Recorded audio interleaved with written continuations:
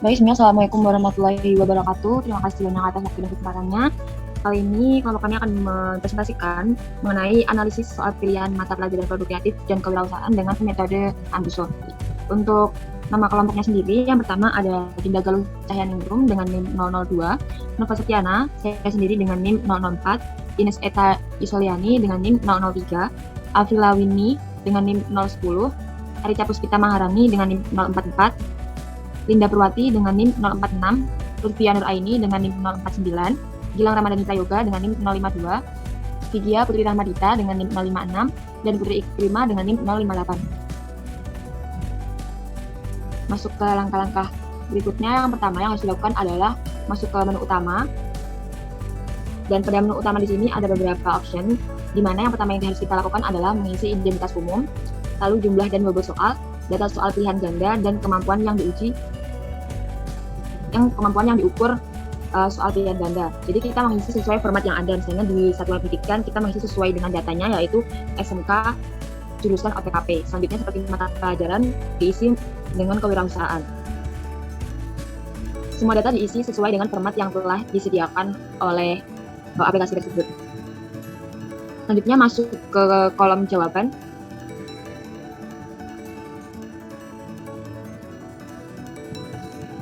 Pada kolom jawaban ini terdapat beberapa data. Yang pertama ada nomor, nama, jenis kelamin, dan jawaban siswa soal pilihan ganda. Untuk pengisiannya sendiri disesuaikan dengan berdasarkan jawaban yang telah dipilih oleh masing-masing siswa tersebut. Misalnya nomor 1 ada Ayah Devina. Ayah Devina di sini mengisi jawaban misalnya nomor 1 C dan seterusnya. Jadi sebagai pengajar kita harus mengisi data sesuai dengan apa yang telah dijawab oleh peserta didik tersebut.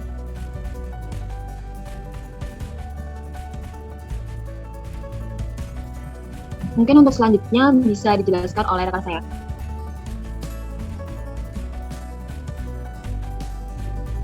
Baik, saya akan melanjutkan presentasi dari rekan Nova. Untuk tadi kan sudah diinput semua datanya, yaitu identitas serta jawaban dari semua peserta. Kemudian kita masuk ke menu laporan peserta pada sub objektif. Karena ini adalah soal pilihan ganda, maka kita masuk ke menu objektif. Di menu objektif ini ada data-data yang ditampilkan, yaitu berupa satuan pendidikan, nama tes, mata pelajaran, kelas atau program, tanggal tes, serta nama guru. Jadi untuk semua siswa di sini sudah tertera dengan lengkap. Jadi untuk siswa yang menjawab dengan benar akan mendapat nilai 1, dan untuk siswa yang menjawab salah akan mendapat nilai 0, seperti yang ditampilkan pada aplikasi Ambuso yang dapat kalian lihat.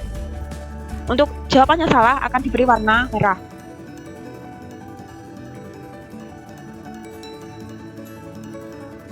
Jadi ini secara otomatis bisa terdeteksi di aplikasi Ambuso tanpa harus mengidentifikasi satu persatu dari jawaban semua siswa yang mengisi link soal. Untuk langkah selanjutnya, kita tidak usah masuk ke menu esai karena di sini hanya soal pilihan ganda. Kita langsung masuk ke menu nilai.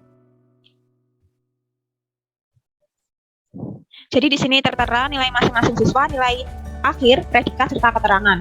Untuk KKM dari produk kreatif dan kewirausahaan di sini yaitu 75. Bisa kalian lihat seperti yang ditampilkan.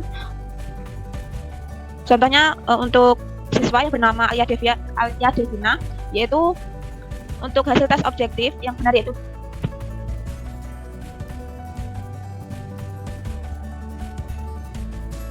keterangannya belum tuntas. Kita scroll ke bawah. Di sini juga secara otomatis bisa terlihat predikat setiap siswa. Di sini juga ada D, D+, C, kemudian Amin, B+, dan sebagainya. Untuk keterangannya sendiri di sini ada belum tuntas dan tuntas. Jadi secara otomatis jika nilai KKM ini sudah diinput sebesar 75, maka secara otomatis aplikasi akan bisa deteksi mana siswa yang belum tuntas dan tuntas. Kita scroll ke bawah.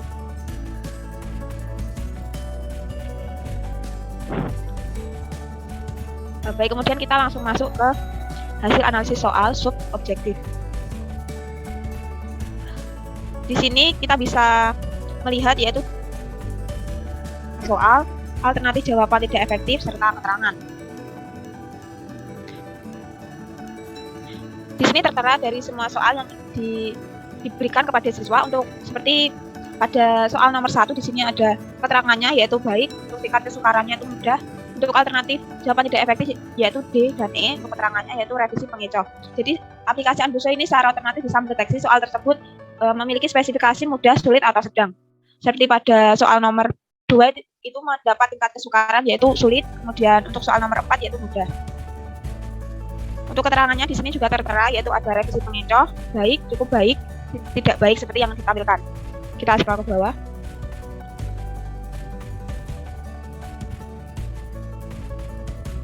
Ya di sini juga sesuai dengan jumlah soal yang kita input ke aplikasi tersebut. Kita langsung masuk ke analisis soal pada sub sebaran.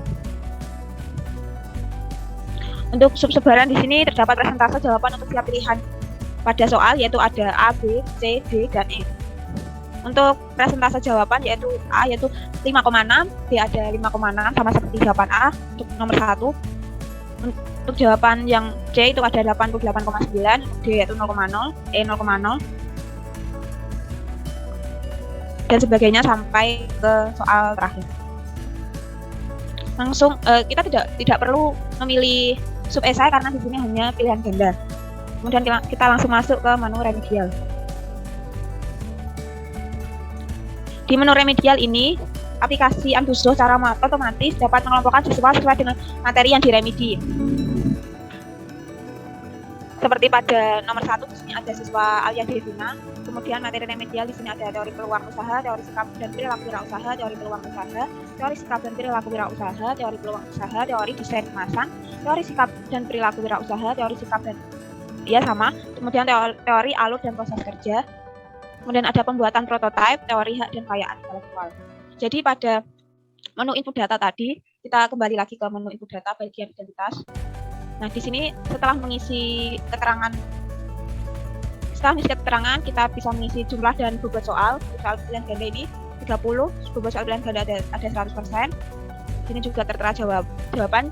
Nah, ini untuk teori-teorinya ini bisa diisi sesuai dengan jumlah soal. Soal nomor 1 ada teori sikap dan perilaku wirausaha, dan soal nomor 2 ada teori peluang usaha dan sampai selesai. Jadi ketika kita menginput teori kemampuannya diukur untuk soal pilihan ganda nanti akan mencerminkan materi yang diremedikan kepada setiap siswa. Kita kembali lagi ke menu remedial. Di sini juga tertera jika siswa itu tidak remedi atau remedi seperti yang ditampilkan sebentar. Kita scroll ke bawah. Nah, untuk siswa yang bernama Ibnu, Arif Rohman Wibowo, serta Rizky Ardiansyah ini tidak ada teori yang diremedikan karena siswa tersebut tidak remedi di bagian materi-materi yang sudah dikeluarkan oleh soal. Kita scroll ke bawah. Seperti Muhammad Hayu Hani Nuril, Dita Nurfianti, Weni Anggraini, serta Sri Wulandari. Di situ tertera keterangan tidak ada karena tidak remedial untuk materi-materi yang dikeluarkan oleh soal. Kemudian kita masuk ke sub kelompok. Ada sub kelompok.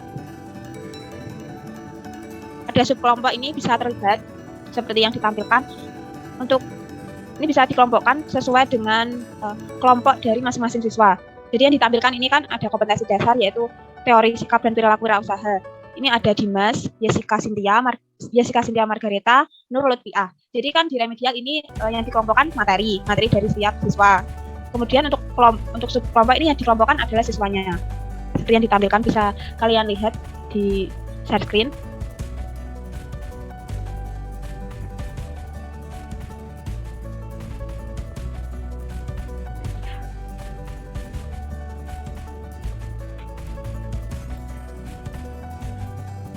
Ya, kita langsung masuk saja ke menu grafik. Di menu grafik ini ada beberapa grafik yang ditampilkan oleh aplikasi Anbuso secara otomatis dapat dibuat grafik. Maksudnya aplikasi Anbuso dapat membuat grafik secara otomatis dari beberapa laporan tadi. Seperti yang atas sendiri ini ada daya beda soal. Untuk daya beda soal baik sebesar 90%, cukup tidak baik ada 10%.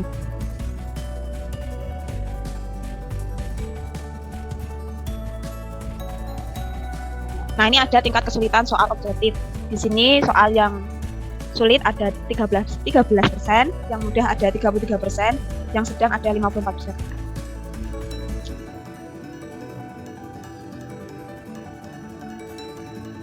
Ya, di sini bisa dilihat daya beda soal, tingkat kesulitan soal objektif, dan kualitas soal. Kita langsung ke kualitas soal. Nah, ini ada kualitas soal.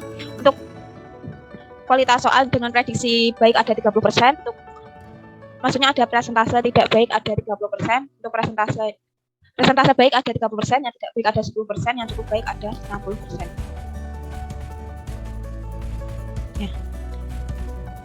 Kemudian kita langsung masuk ke sub peserta.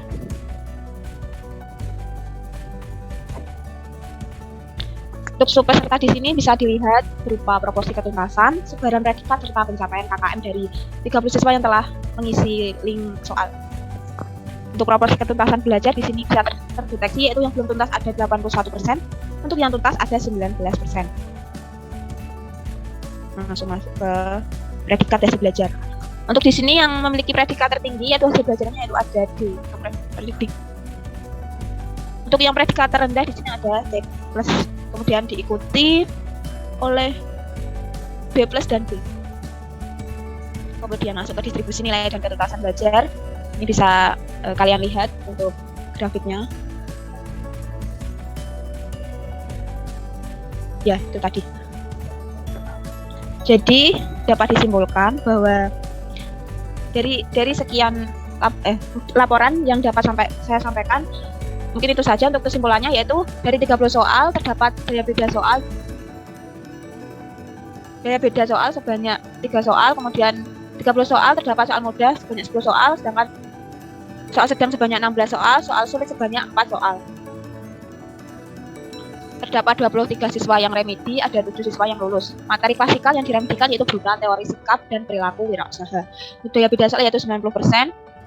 Tingkat soal yang mudah ada 33%, sedang ada 54%.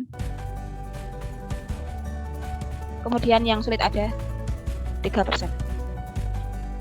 Dapat disimpulkan bahwa ketika pengajar atau guru menggunakan aplikasi Anbuso ini, keuntungan yang pertama yang didapatkan yaitu dapat mengelompokkan setiap siswa ke dalam materi yang harus diulang atau diremedikan.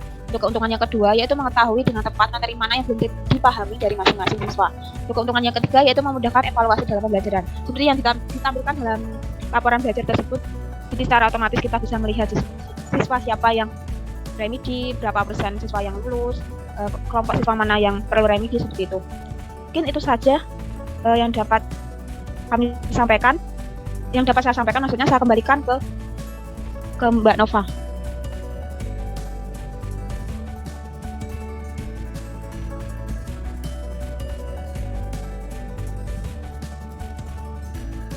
Lalu apakah suara saya dapat terdengar?